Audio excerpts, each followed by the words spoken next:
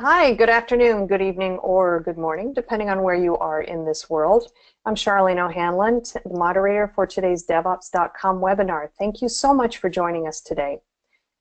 Today's webinar is an examination of modern incident reviews, how to drive continuous improvement after things go wrong, and is sponsored by VictorOps. We have got an excellent presentation today by an excellent speaker. But before we get started, I do have a couple housekeeping items to go over. First of all, today's event is being recorded. So if you miss any or part or all of today's webinar, it will be on demand a little bit later on today probably. You'll receive an email with a link to the on-demand. It will also be on devops.com. Secondly, we are taking questions from the audience. So at any time during the presentation, if you have a question, please feel free to use that question box in the control panel, submit your question, and then we'll take probably about 15 minutes or so near the end of the presentation, and we'll go over those audience questions. Okay, so without further ado, let's dive right on into today's webinar, Scrutinizing the, what does that say? Scrutiny, an examination of modern incident reviews. Our speaker today is Jason Hand, who is a DevOps evangelist at VictorOps. Jason, welcome and thanks for joining us.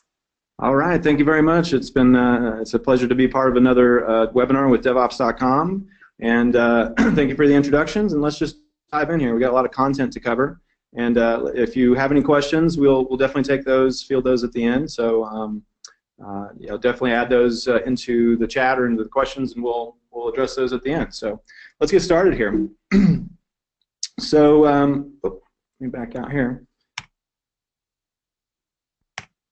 So as mentioned, my name is Jason Hand. You can follow me on Twitter at Jason Hand, and if there's anything that you hear or see today in this webinar, please, I encourage you to share that on Twitter. I love to engage with people on there, especially after the fact. We can get some conversation going.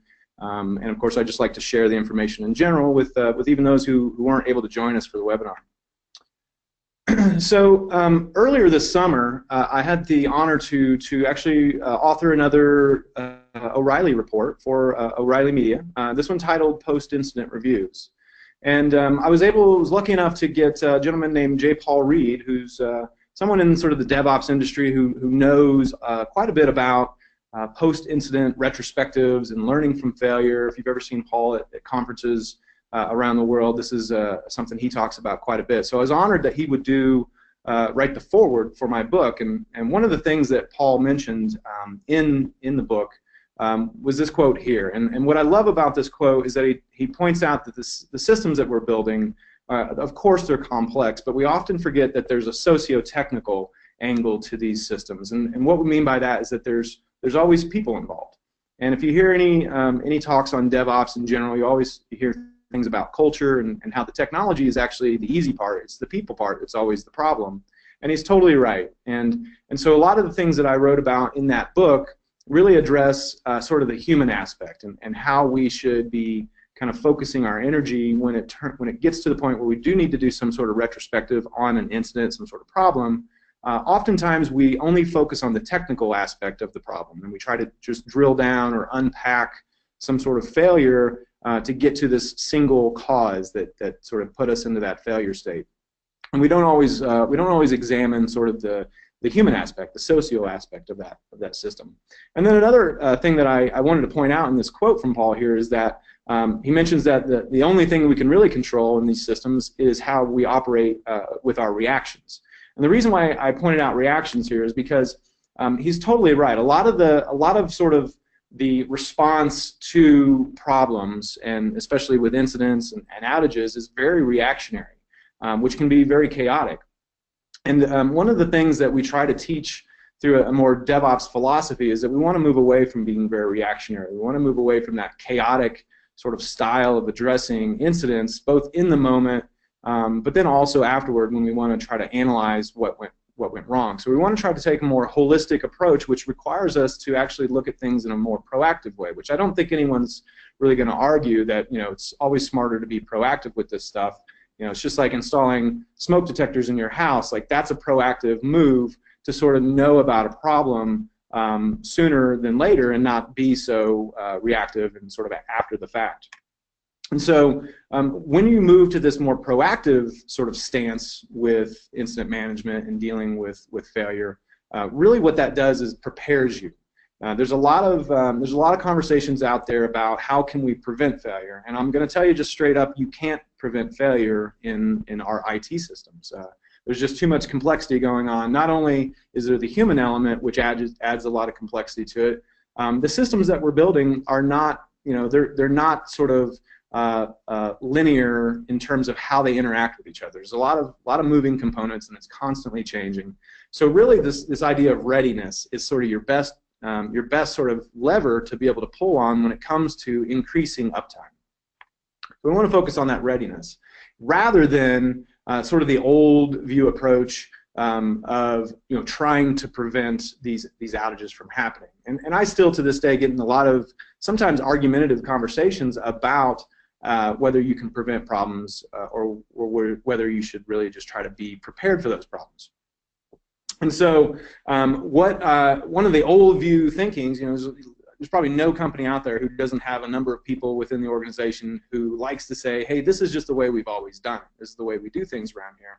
And one of those things that a lot of companies have been sort of stuck in, that they continue to sort of do in an old way, are what's known as a root cause analysis, or an RCA. And depending on how you perform your RCA, they can still be valuable. But I would caution, that if you're still sort of using these old methods of addressing or examining failure after the case, root cause analysis doesn't really prepare you for another problem in the future. You may be able to identify some sort of causal factor. You may be able to see that this was sort of that one thing that caused all of our problems to cascade in a really ridiculously crazy way and terrible way.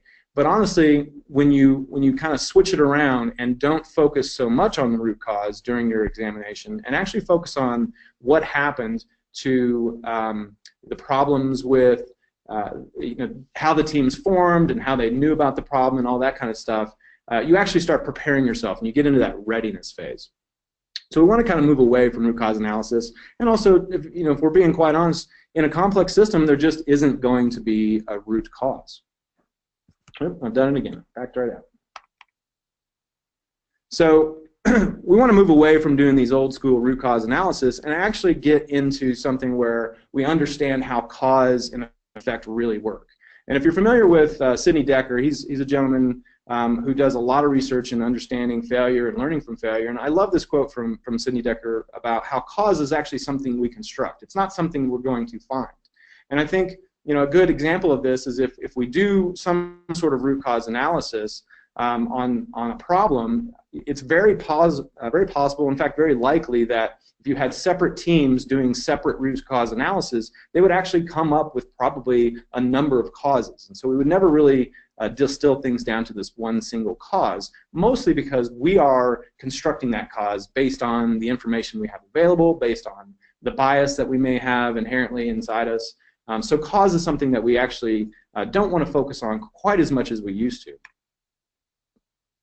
And the reason is, like I said, in complex systems, rarely is there a cause, but there's also a couple different ways that people have addressed understanding cause and effects.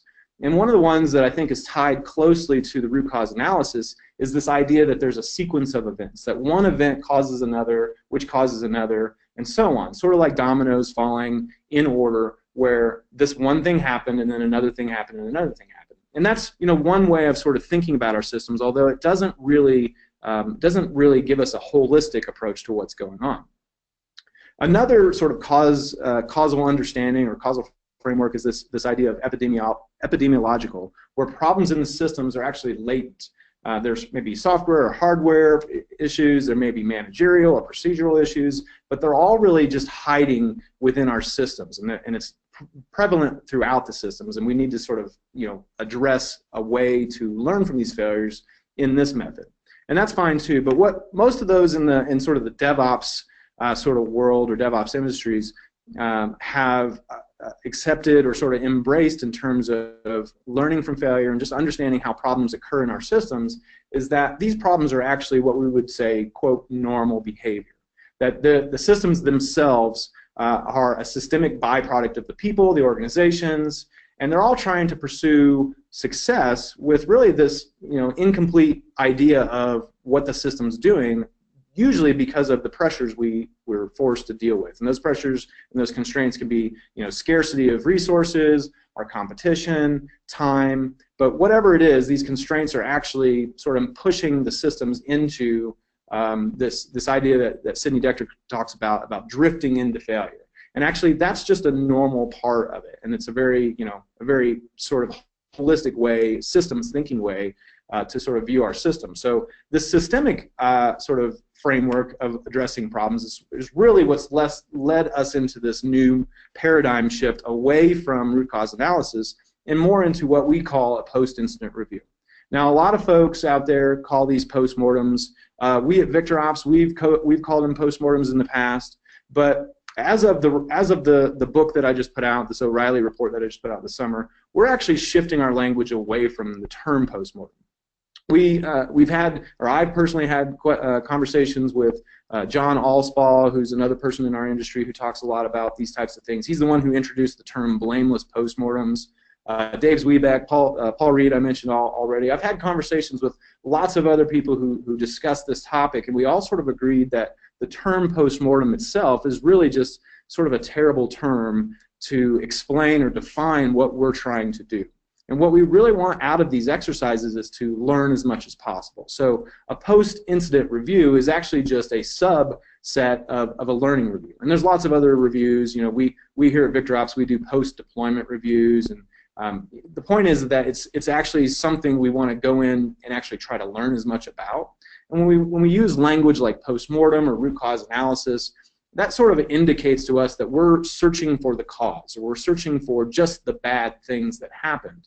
When in actuality, we want to discuss quite a bit more. We want to know about the good things that happened. We want to know about the different perspectives that different engineers and different people that were involved. We want to know all of that stuff. So there's quite a bit more to these exercises that can produce some really valuable results simply by just changing the language and just sort of thinking of these exercises in a new light.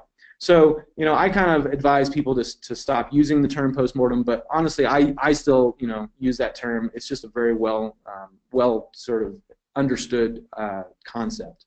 But what these new post-incident reviews are intended to do is actually help us understand the story, what actually took place during an outage or during some sort of incident. And if we start to look at it in terms of a storyline from beginning to end, we can discuss all kinds of things. And we don't have to just understand why did this happen and then why did this happen, which is very common in something like a 5 whys root cause analysis. So we want to look at a story. And within that story, there's all kinds of lessons that we can deem from that so that we can learn. And again, like I said, these post-incident reviews, they are a learning review. So we want to understand as much as possible, and at the end of the day, we are just here to learn. So I thought for this webinar, what we would do is actually go through a fictional outage, something that it's just a very brief 38-minute outage. I'm sure many of us have experienced, outages quite a bit, and a 38-minute outage, that seems very, sometimes very brief. There's lots of people out there who have experienced much longer outages or some sort of disruption in service.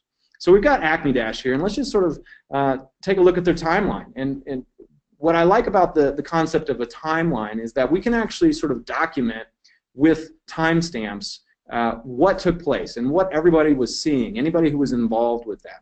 And what we're looking for is actually accountability. And when I say accountability, I don't mean heads will roll, that people are on the hook for the problems that they may have caused or somehow made things worse. What we actually mean when we're talking about accountability is we want engineers and those that were involved to give us a very accurate account of what happened.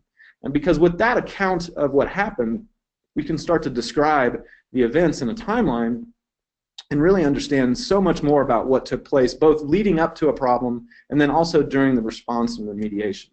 So we start to look at things more in terms of an actual timeline. So I've got an example here. Like I said, this is a fictional story. And we've got our buddy Gary here. Gary is a member of our support team at Acme Dash. And Gary just happened to notice that there was a mention of Acme Dash on Twitter. And this took place at 4:03. But Gary he's on our support team, like I said, and so he still has a couple of tickets that he's responsible for taking care of. So Gary, takes care of those support tickets, emails back to the customers, and lets them know that whatever problems have been that they have, that he's sort of addressed for them. And then after he's taken care of those responsibilities, Gary thinks to himself, hey, I'm going to go back and check Twitter again just to see what's going on. Well, this is now 4:15. He's taking care of all his support tickets. And Gary logs back into Twitter, and he notices that actually there's been quite a few more complaints. And there are people who apparently are experiencing some sort of disruption in service. They're not able to log into Acme Dash, which of course is a huge problem, especially if you're a SaaS business. You want to maintain as much uptime as possible. If your service isn't available, a lot of times customers will just leave your service, and it kind of tarnishes the name of that service that you represent. So at 4:16, what Gary does is he turns around and looks for some other engineers, and he can't find anyone, but he sees Kathy online, and within the company at Acme Dash, they're using Slack. So Gary sees that Kathy's online, and he lets her know, hey, I'm seeing some things on Twitter. Apparently people are having trouble logging in. So Gary lets Kathy know this, and Kathy responds and says, thanks for the heads up, I'll take a look, and she's going to start digging into what's going on. So at 4:17, just a minute later, Kathy is able to verify that there is in fact a service disruption at Acme Dash. She's not able to log in and see the login page and the things that she's normally used to seeing at this address. And Gary also, by the way, as a member of their support team, he goes ahead and files a support ticket, knowing that there is in fact an issue going on. At 4:18, just 1 minute later, Kathy is looking for documentation. What is it that where should she start? So she's starting to figure out, or trying to figure out, how do I investigate what's happening? Where do I begin my search? And also, how do I understand what the impact is? We want to definitely communicate that this is clearly a customer impacting problem, but how big, how large scale or small scale is this? So it's part of the triaging investigation, or triaging aspect of the investigation, and so she's looking for that documentation. And unfortunately, it took Kathy a few minutes just to sort of find the documentation she needs that explains to her how she's supposed to connect, what services or what hosts she should be logging into, and that type of thing. So that takes her a couple more minutes, and at 4:26, Kathy's finally able to actually log into the VM or the server that's actually having the problem. Now, like any good sysadmin, any good engineer, one of the first things that most people will do when you know that there's a problem, once you've logged into that host, once you've logged into that box, is to run something like top, just to see, hey, what are the processes that are running? Is there anything that jumps out at me as problematic? And sure enough, at 4:28, this is exactly what Kathy does, and she does spot something that's running at 92%, or has the CPU running at 92% rather. Which isn't necessarily what she would expect. She knows that seems a little bit out of bounds from the baseline. And so, but the problem is, at this point, Kathy's really not sure what that service is. It would be, in many cases, someone might just come in and just kill that service. Let's just restart that service and see what happens. But Kathy's a little bit more hesitant. She's not quite ready to pull the trigger on that. So she waits. Instead, she reaches out to Greg, or she tries to reach out to Greg, who's actually another engineer on the team. He's a lot more senior, and he's got more familiarity with these processes and these hosts. He's been with the company a little bit longer, so she'd like to get some advice from him before she does something. So Kathy, she tries to reach out to him on Slack, but Greg's not responsive. It turns out, actually, Greg has the day off. And we'll get to more about that here in just a second. But once Kathy realizes she's not able to track him down on their group chat tool, she starts looking for Greg's number in her phone. And after a minute or so, she realizes she doesn't have Greg's phone number in her contacts. So she then starts scrolling through old emails. She's trying to find some way just to get in touch with him to see if he can help out. So she starts fumbling around her phone and looking through old emails, searching to see if she can find a phone number, which takes a couple minutes. But at 4:32, Kathy does find Greg's phone number. It was buried in some email from a long time ago, and she's able to call him. Now at 4:37, once she got Greg on the line, Greg was finally able to get his laptop, connect to the network, hop in, and he's letting everyone know here at 4:37, hey, I'm logged in now. I'm going to take a look. And Greg here asks Kathy if she will update the status page. And the importance here is that we are already, quite a bit down the road. This whole problem, or at least our knowledge of the problem, started at 4:03, And so we're 33 minutes into this, and we still have not updated our customers that we recognize there is a problem, and we have our best and brightest engineers investigating that. So Greg asks Kathy if she'll go and update the status page while he digs into what the problem may be. Now, Kathy then reaches out to Gary, our support person from the beginning here, because she's not all that familiar with updating a status page. In fact, she's never updated the status page before. No one's ever asked her of that. So she reaches out to Gary, and Gary, of course, says, yes, of course, I'll help you with this. Just give me a second, and he'll show you, or he'll show her. So this is all at 4:38. Meanwhile, by 4:40, the status page has been updated. Gary and Kathy were able to do that, and so at 4:40, finally, all of our customers and those who are impacted are made aware of this problem, especially if they're updated, if they're subscribing to the updates from our status page. At this point, they know something's going on. Gary also mentions to the group that he's received 10 support requests that have come in from customers who have concerns about this problem. He's also noticed a couple more, or 3 more mentions on Twitter that people are starting to take notice that there's an actual problem here.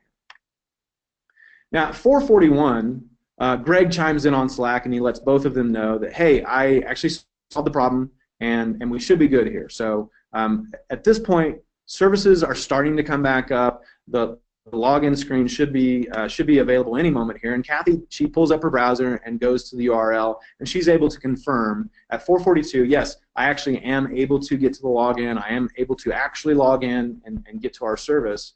And so at 4:42, Gary goes ahead and closes this support ticket, and they update the status page again to let all of the stakeholders, all of the customers know services have been restored to Acme Dash, and everything should be looking good. So if you look at this whole thing started at 4:03, and we're now at 4:42. Now, there are several things that took place throughout this story that we want to address. And we're going to get to that just a little bit more moving forward here. But what I wanted to sort of set this up before we run into sort of analyzing what took place is I want to point out that within incident management, there's actually 5 different sort of phases of the entire life cycle of an incident management. And so the first one that I want to sort of discuss just a little bit is the detection phase. Now, in our case, customers were the ones who noticed the problem. But in most cases, in a more ideal situation, we would want some sort of observable snapshot, some sort of metrics, some sort of monitoring, some logging that's going to actually tip us off to the problem before the customers do. So this is the detection phase that we really need to go back and look at a little bit closer, because honestly it's just not a good experience and not a good scenario that our customers are the one that detected this. Then we move into the response phase. The response phase is where in our scenario here, in our fictional story, Kathy, she's made aware of the problem, and she begins sort of triaging and understanding the seriousness of this. Sorry, tongue twisted. And she's been paged, she's been alerted. In this case, it was all just through Slack. But regardless, we're now deep into the response phase. And then once we have actually understood what the problem is, and it's time to actually take action and start fixing things, now we're into the remediation phase. So there are 3. Of all 5 phases, there are 3 phases that are actually core to the incident as it's in action.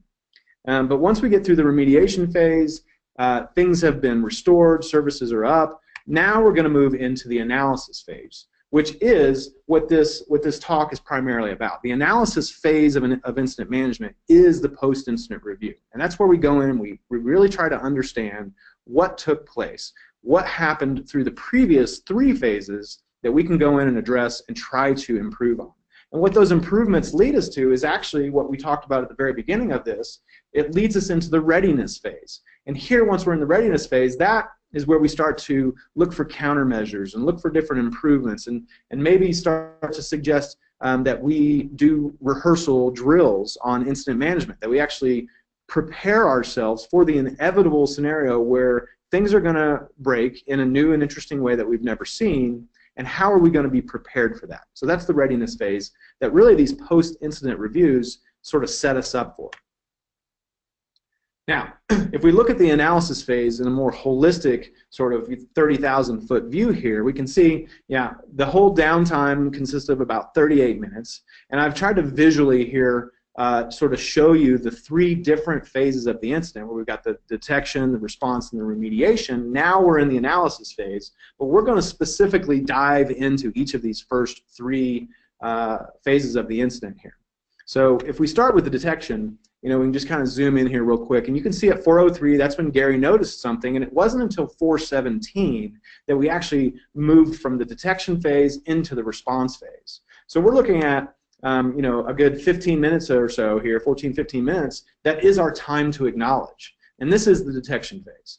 And if we look at that, if we go back and look at all of the things that took place during the detection phase, the first thing that's an obvious observation, one of our findings, is that we weren't the ones who detected this on our own. Our customers noticed it, and they actually took to Twitter to ask questions, do some complaining, that kind of stuff, which is very prevalent. I'm sure a lot of the companies out there that do have Twitter accounts, like a lot of your customers probably turn to Twitter whenever they have a problem. It's a very common thing. If that's not something you're experiencing now, I would say be prepared for that, because that's a way that a lot of customers like to reach out and say, hey, there seems to be some sort of problem. So not only did we not detect this issue, our customers did, but we also didn't really have a clear path on how we're supposed to respond to these incidents. In fact, the way this whole thing kicked off was that support contacted Kathy, really because Gary was right there and knew Kathy, could probably see that she was on Slack, and just reached out to her that way. So it was really just sort of haphazardly in terms of how we responded to this. It wasn't a clear path. And that whole detection phase, like I said, lasted about 15 minutes. Now, if we look at the response phase, this is another area that there were quite a few things that took place that if we dive in a little bit deeper, we can understand what took place, how long did that happen, or how long did it take place, and what can we do to maybe try to improve the scenario moving forward. So our observations, our findings here, first of all, is that it's not common knowledge how to connect to the systems that really provide the service that we are building out there. So Kathy had a little bit of difficulty just trying to find the information of where she was supposed to go, where was she supposed to log in, what are the credentials. So the access to the systems, it was a little bit clumsy. It was a little bit confusing, especially for that first responder. So that's another obvious observation that we have here. And then the other one here that I have mentioned is that we weren't really sure who was responsible. There was nothing really clearly defined who's responsible for updating our stakeholders. Now, in this example, we're using status page to let stakeholders know. But in other cases, I guess, sometimes the company just wants to send out maybe something on Twitter. Maybe they want to put it out there, something on a web page. Maybe they want to send something in an email to all their impacted users to say, hey, there is a problem. We are aware of it. We are addressing it. But there wasn't really clear what the process was around this. It wasn't very much rigor. Now, this response phase accounted for about 9 minutes of the total outage. And so those are our observations. Now let's move into the remediation phase. There was quite a bit that actually happened in here when you stop and think about it. A lot of folks will only look at the remediation phase in terms of what was the actual thing that you did. And to this moment right now, or at this moment, we still don't quite know what Greg did to restore services. But we're going to dig into that in just a little bit. What I really want to point out here visually is that there were quite a few things that happened when you really break it down in a timeline, in a story. Kathy was trying to find her senior engineer, but she had trouble doing that. She had to pull out her phone, which was actually a setback in time. So visually, I'm looking at this incident and the entire timeline almost like a burn down chart. We're moving from the top left to the bottom right, trying to restore services. And there was a number of things in here. If you see the sort of the little red indicators, that really set us back. They did not provide any true value in terms of the task itself and what I was trying to perform to actually remediate this. So that's, I think, something very interesting that we want to point out. And if we dig into what those things are within the remediation phase, which, by the way, accounted for 14 additional minutes of the total outage, our observations in this phase is, first of all, there is a yet-to-be-identified process that we found running on one of our critical servers, and we're going to need to look at that a little bit closer. But in terms of just remediating and getting services up, we don't necessarily need to understand what is that and why did that cause the problem. We're going to get into that a little bit later, but for now, we just want to mark it as this is something we need to do a little bit more exploration on and try to understand what's going on. The next thing is that pulling in other team members was difficult. There really, we didn't have easy to access contact information. Kathy had a real, struggling to find how to get in touch with her engineer. So it was a little bit difficult there. And then it's also sort of related is that they don't have a dedicated area for these conversations. Some of it happened over Slack. Some of it happened just over a phone call. So there's a little bit sort of, disparate conversations going on across different channels. And we want to kind of take a look at that, see if we can improve that. And then last here is that someone other than Greg, he actually should have been the one to be next on the escalation path. And the reason here, I don't know if I pointed out very, very clearly, but Greg was on vacation. He had taken the day off. It was his daughter's birthday in this scenario. He and his wife were trying to prepare for their daughter's birthday party. And a more humane approach to sort of this on-call responsibility and dealing with these problems should have addressed this and should have recognized that Greg should not have been the person that we reached out to. In fact, although he is very senior, he was able to sort of help us with this problem, there was quite a bit of delay simply because we felt we had to contact him. We didn't have a good method of tracking him down. And then even once we let him know that we have a problem and we need his help, there was another 5 minutes that passed simply because he was at home. He's not really in a state where he can just jump right in and start remediating. So those are all of our just very low-hanging fruit, very clear observations that really surface as we start to describe what happened in a timeline, give an actual account of what took place. And if you look at sort of another holistic view of this entire thing, our time to recover for this whole thing was 23 minutes. And so that is something we want to keep track of, but because overall we'd like to see that 23 minutes start to decrease over time. If you hear a lot about in the DevOps world, mean time to recover and how you can drastically reduce your mean time to recover, the way teams are doing it is this right here. They examine the entire incident life cycle, specifically within the timeline, and they recognize that there's 9 minutes here, there's 14 minutes here. What can we do to sort of trim that down? So the mean time to repair, this is an important metric. This is something a lot of companies are tracking, and one big reason is it does help you, at least in some level, to understand what your true cost of downtime. This formula here I pulled out of the State of DevOps report from 2016, where they've actually come up with a formula to calculate your own cost of downtime. What they're using to do this is a number of what is your deployment frequency, how frequently are you deploying to production, and then you multiply that times what is your change failure rate. So anytime you have a change, anytime you're doing some sort of deployment, how often are you having failures? How many failures are you having? What's that failure rate there?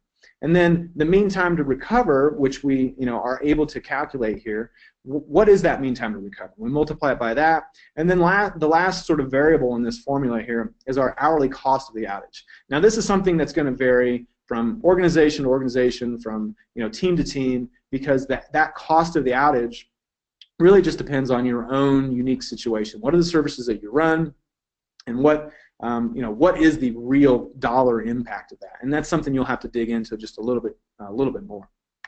So that's our mean time to recover, and we really want to pay attention to that. But if we kind of step back for a second here and say, what were the things that we identified? What are those observations and those findings, and what are we going to do with that? Well, the first thing that's very obvious is that we need some better monitoring. We need to be able to detect these problems before our customers do.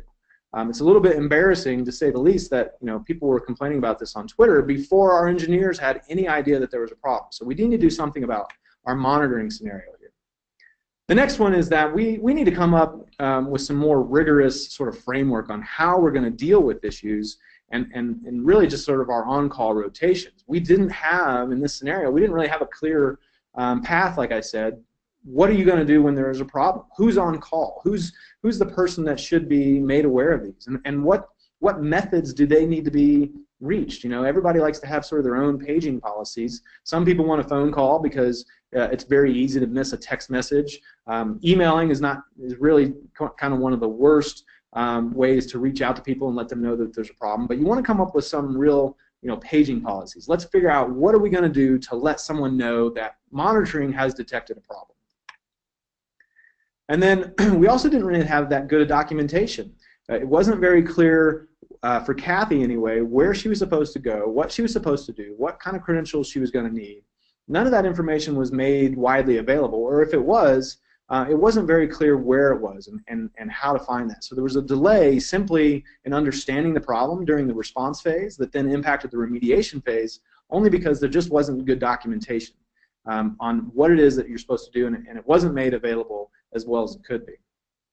And then sort of following that, Kathy had problems getting into the system once she even knew where she was supposed to go, where she was supposed to log in. She had some issues getting logged in. So we need to make sure that those first responders, those early responders, they have access. There's nothing worse than being paged about a problem and you're not actually able to do anything about it. Unactionable alerts is a very common problem, but it's also a very frustrating problem, because if you're being paged, especially after hours or on weekends, and you're not able to get in and make some sort of improvement impact, that's very frustrating, and that also delays our ability to recover and restore services. And then also the status page. I'm talking specifically about using status pages here, but what is the method, what is our process that we have in place to just simply update stakeholders? And those stakeholders are not only the customers, but it's also other people within the company. Management's going to want to know that there's a problem. Other engineers, other people, salespeople, lots of folks on your team are going to want to know, hey, we are experiencing a problem. And you want to sort of share that in a very clear method on how you're going to let people know not only that there's a problem and we're investigating, but also that we have restored services, things should be clearing up. How are you going to let people know that too? So one of the things that comes out of this whole sort of analysis here is that we need to come up with a better way on how we're going to update people on the problems. And then another clear thing too is that we didn't really have established contact methods. We didn't really know who is the right person, who's the primary person who's on call, and who's their secondary, who's their backup in case we can't find that. What is our escalation policy? Should it go through this person and then the other person if they don't respond? We didn't have anything like that in place to explain or just make aware what should we do when there is a problem, because there will be a problem. And if you look at this again in a more holistic view, all we're talking about here is just the idea of continuous improvement. We've stepped through the timeline, we've looked at what took place, we've gotten an account from several different people that were involved on what they were doing, what they were seeing, and it uncovered, like I said earlier, a lot of different options that we could address almost immediately. They're very, in many cases, kind of low-hanging fruit, things that we can do right now that will shorten each of those phases. It will shorten the detection phase. Maybe we can take that from 15 minutes to 10 minutes. It will shorten the response phase. That was about 9 minutes. Can we cut that in half?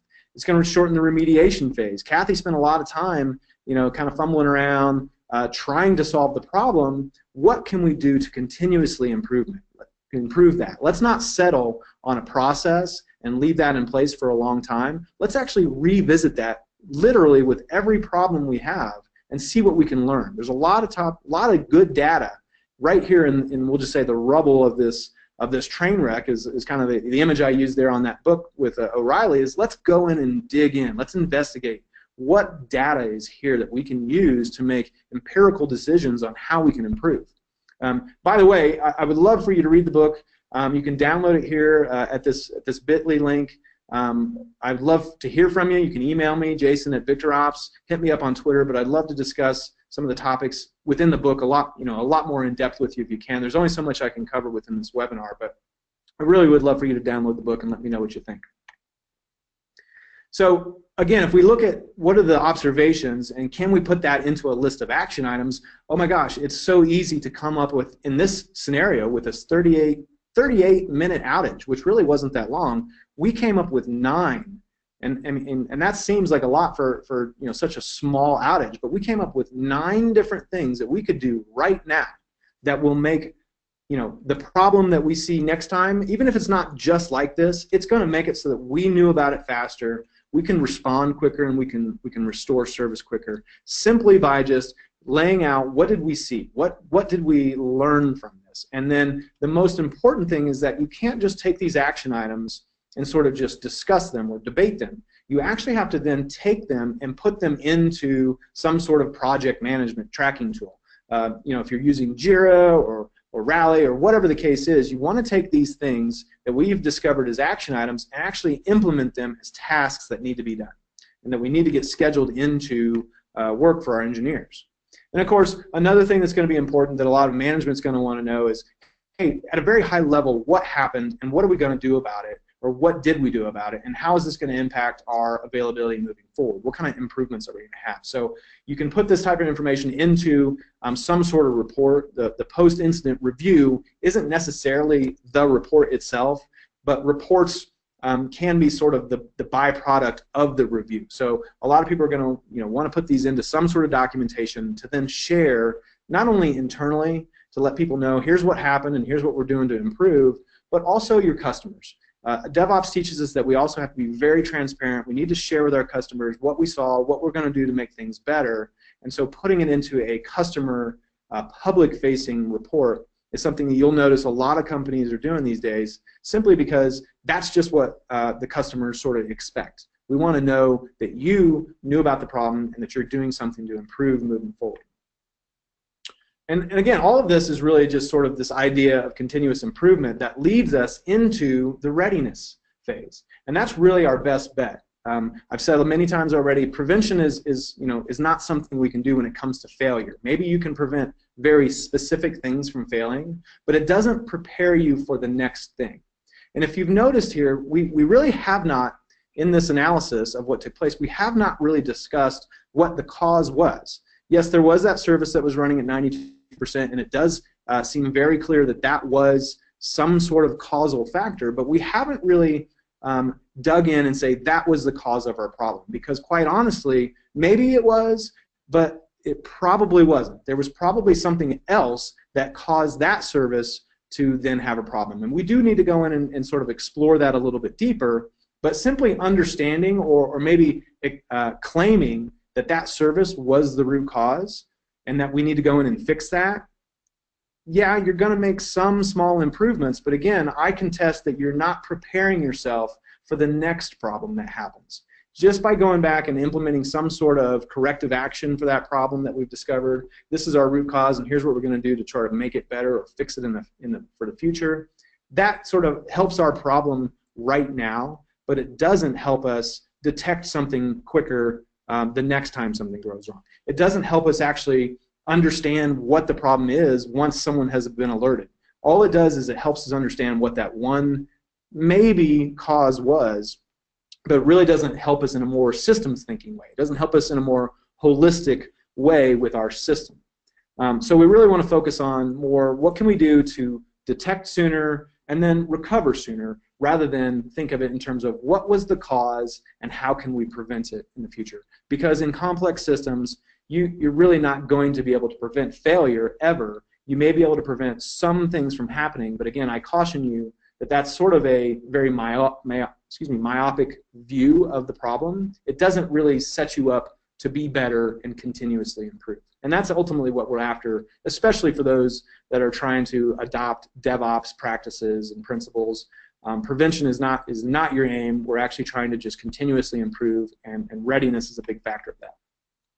So all of this I kind of call scrutinizing the scrutiny.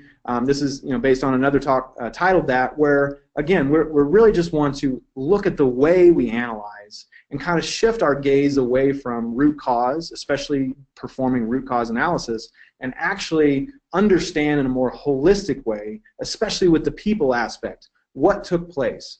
What can we do to improve the people? What can we do to improve the technology? And what can we do to improve the sort of the processes that we have? And we have to look at it in a more holistic way rather than just understanding the root cause of the problem. So with that, I'm pretty much wrapped up here on the slides that I'd like to show you. So we can switch over to any questions that we have in the remaining time that we have. So I'm going to hand it back over to our friends at devops.com, and we'll go from there. All right, great. Thank you very much, Jason. We have gotten some great questions in so far, but there is still time if you have a question for Jason about any part of this presentation or just questions about DevOps in general. I am sure Jason would love to hear them. So go ahead and just use that control panel. You can put your question in, and we will do our best to get to as many questions as we can. Okay, Jason, the first question is, we have historically only run those post-mortems on large outages. Is there a rule of thumb for what events should have a post-incident review? that we can use to maximize value while limiting the amount of time required to report on all the minor issues that happen? Yeah, that's a great question. A lot of folks, they recognize time is limited. We're all very busy, and we can't necessarily set aside time to discuss in great detail every single thing. So of course you want to do these types of exercises for so for larger incidents. But I would say it's really not that hard to set aside about an hour, maybe 45 minutes to an hour the following day after even what you might call a near miss or something that didn't impact customers, but we did notice a problem. Again, because it's not that we're trying to prevent things in the future, we're just trying to improve. So really anything that maybe indicates to us that we have some opportunities to improve some things, we have some opportunities to understand more about our system. Anytime you can understand more about the system and sort of eradicate a lot of those not only known unknowns, but also try to uncover more of the unknown unknowns about our system, that's just going to increase our confidence about how the system actually works. And when I say system, I also mean the people part. So it really, I think, is important to try to do some sort of learning review for anything that comes up and feels like there's an opportunity to learn here. So I can say here at VictorOps, anytime we've got something, regardless if it impacts customers, regardless if anybody saw or noticed anything, we do some sort of internal post-incident review just to try to see if we can uncover some areas of improvement. We even do that after I mentioned post-deployments. Anytime we deploy, which we deploy quite frequently, if something didn't quite go as expected, maybe there wasn't a failure, there was no outage or anything like that, we still want to talk about it and see if we can improve this. One of the dirty words of DevOps, not only is root cause a dirty word in DevOps, but so is best practices.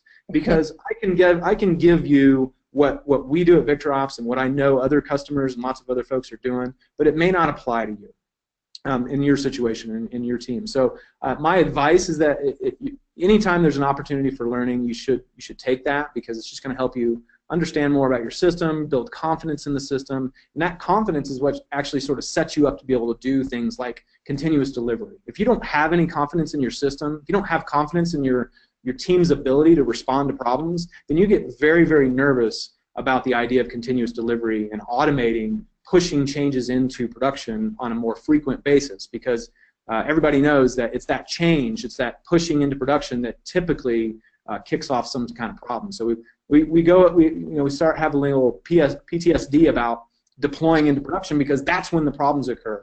And if we can gain some confidence around the deployment process because we have confidence in the system, that just speeds up velocity and kind of helps with the whole thing. Thank you for that question. All right, great. Okay, next question. How does one understand and identify the events or symptoms in an application that could be a good indicator of the possibility of an impact or issue? Well, so yeah, if I'm understanding the question, there's a lot of great tooling out there. Application performance monitoring, New Relic's a good one, Datadog's a good one, but those types of tools give you great insight into actually what's going on with your applications.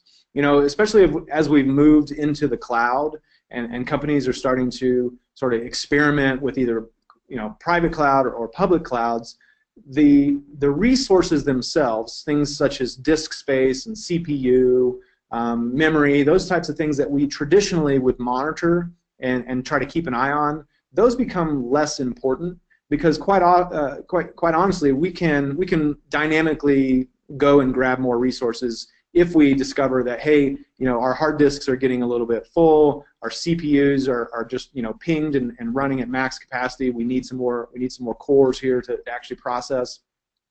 That's actually it's important to have some observable information about that kind of stuff. But really, it's the software that is providing the service, the application that's providing the service, and we need to know what's going on there. So yeah, that's a big reason why a lot of those tools have become so important, because at the end of the day, all of my infrastructure may be on fire and may be completely tacked and just running at maximum or having issues, but the service itself is still up and running, and that's something you need to understand. So APM is definitely a big area of focus and something I highly encourage teams to focus on just as much as they focus on things like disk space, memory, and CPU. Okay, great. Next question here. What is the key difference of DevOps against ITIL incident process management? Well, I would say, and I don't want to come off as a huge opponent to ITIL, but I do feel like, there are some discrepancies in the language and sort of the overall approach to incident management. One of the things we talk about a ton, and I tried to make a point to bring it up often here, was this idea of continuous improvement. I think sometimes with ITIL, ITSM, sort of just, we have these set procedures, and this is the way we do it. And if we're going to make any changes and improvements, it has to go through a change advisory board. And there's a lot of gates. There's a lot of checks that you have to go through. And in many cases, those confirmations and those checks are important. However, we also, from a DevOps perspective, we view that as friction in our system. And we need to go in and see what we can do to strip out unnecessary friction in our system. So when it comes to DevOps versus ITIL, there's a lot of stuff that they can play well together. I would never tell someone that should move completely away from ITIL, although especially in a larger company. But I do think that there's some conflict in the way that DevOps is sort of proposing continuous improvements to process, whereas ITIL sort of establishes those best practices, and then you have to adhere pretty tightly to those practices. So it kind of, in my opinion, it really bogs you down to actually improve things over time, because you've established a process, you put in some sort of change management process that slows down the entire process of delivering code, responding to those problems, getting changes and fixes out into production. So again, there's some overlap in terms of things that both ITIL and DevOps try to provide, but I do think that for the teams that are trying to get into this new paradigm of releasing quicker, knowing about things quicker, really just shortening the feedback loop and deploying things in a safer way, in a repeatable and automated way, you're going to have to probably cheat on the rules of ITIL, because they just don't really allow for a lot of the things that we're advocating for from a DevOps angle. Okay, great. Quick time check. We're about 8 minutes to the top of the hour, so we do have time for a few more questions. If you do have one for Jason, please feel free to send it in via the control panel. And also please note that if we don't get to your question, Jason has already indicated that he'll be happy to follow up with you post-event. So even if we don't get to it, you will still get your question answered. Okay, next question. How can we implement DevOps in mainframe applications? In mainframe applications, well, so one of the things that you'll hear a lot at different conferences is about these large monolithic systems, and I'm guessing that's kind of what we mean here when we say mainframe applications, is that we've got this old technology. Our company relies on it very, very heavily. We can't just shift into this new DevOps paradigm. We actually have to sort of address it in a much smarter way, because these systems are so critical to our business. So what a lot of companies do, and it's a very tricky decision to sort of do this, but there's a term out there called bimodal, where some of the new projects that are coming out that we start to build and deploy, they kind of follow more of the DevOps pattern, where we still have to have people that are supporting the monolith, but eventually you want to sort of move away from that bimodal. I think that's just sort of a temporary thing that you oftentimes have to sort of kind of focus on or do, but usually the companies that do have this older monolith mainframe type of scenario, you start to look for ways to sort of break that out. Microservices are very big these days. Excuse me, containerization, all that kind of stuff. So it's going to take a fairly significant effort, but it's going to come down to, I think the best advice I've heard is actually you want to make your data available. So whatever that data that's in the mainframe, make it available via APIs.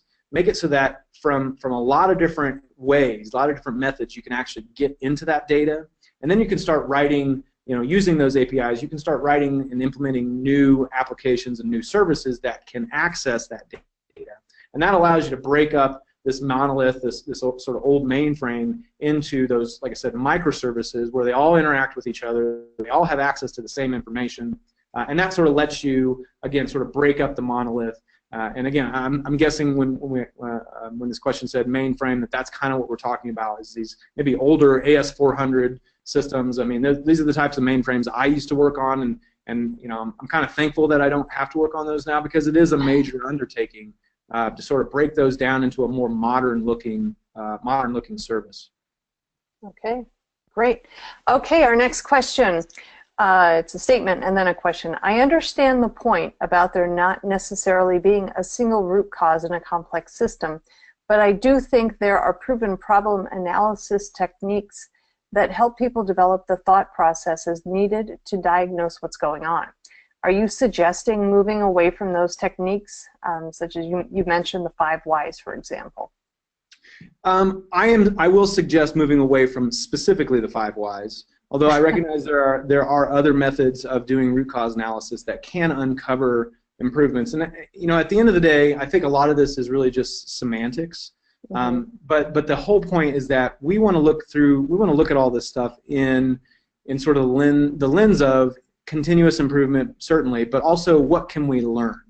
And I think some of those methods of root cause analysis, they don't really have that lens. You know, it's really just about what happened and why, and then you sort of follow this pattern of questions or path of questions to uncover, well, this happened, why did that happen? Okay, it was because of this. Okay, why did that happen? And you just sort of unpack it.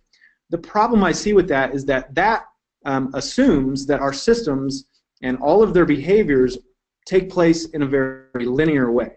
And in a complex system, that's just not how things work. There's a lot of edges between all of the different components within a complex system. You have services talking to other services. You have APIs that are there. You have all kinds of stuff that actually add layers of complexity, where it becomes you can't possibly know all aspects of the system or all of the different components of the process. It just can't be completely known.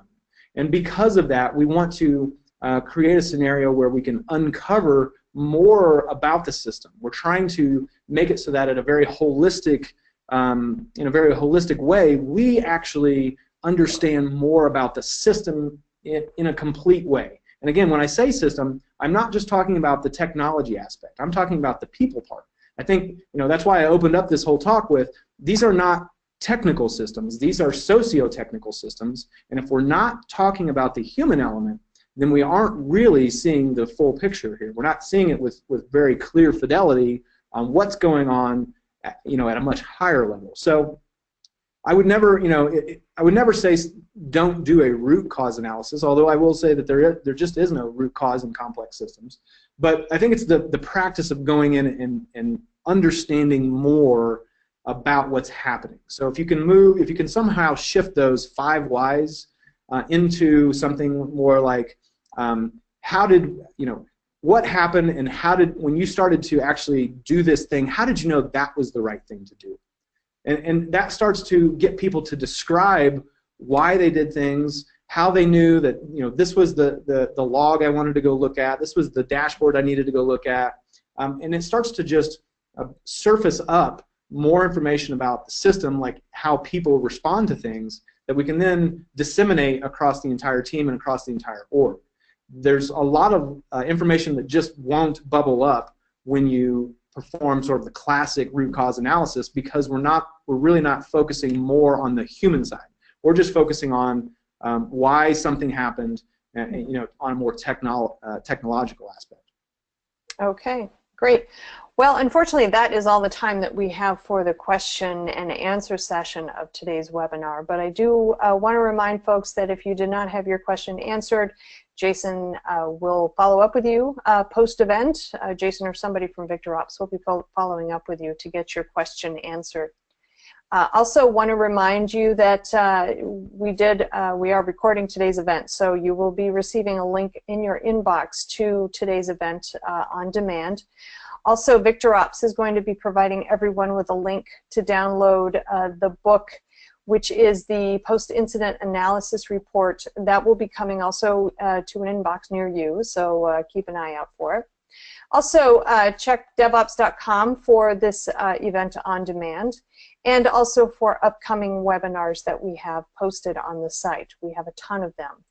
But for now, I would like to thank Jason Hand, DevOps Evangelist at Victor Ops, for giving us such a great presentation today. Thank you, Jason, for your time. We really appreciate it. Yeah, thank you for having me. It's been a pleasure, and thank you to everyone that that joined the webinar and hung around till the end. Thank you for all the great questions, and if you have more, I know I went through it very quickly, and there's a lot of stuff that we kind of had to just glaze over. So I'm happy to answer questions as best I can. Feel free to reach out. Awesome, awesome.